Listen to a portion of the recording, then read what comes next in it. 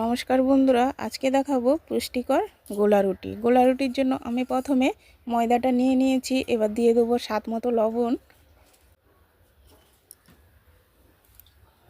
দিয়ে দেবো সামান্য একটু হলুদ গুঁড়ো,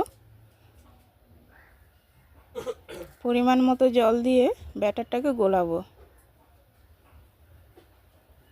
দেবো একটা ডিম,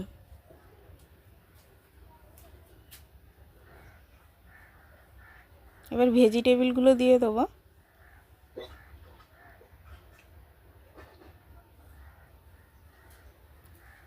টমেটো দিয়ে দিলাম, টমেটো কুচানো, ধনেপাতা কুচানো, গাজর কুচানো, আর দেবো পেঁয়াজ। লঙ্কাটা তোমাদের পছন্দ মতো, তোমরা চাইলে দিতেও পারো, না দিতে পারো। গোলানো হয়ে গেছে, এবার আমি গোলা রুটিগুলো ভেজে নেব। তাওয়াতে তেল দিয়ে দিলাম। এই যে বন্ধুরা, হয়ে গেছে গোলা রুটি পুষ্টিকর।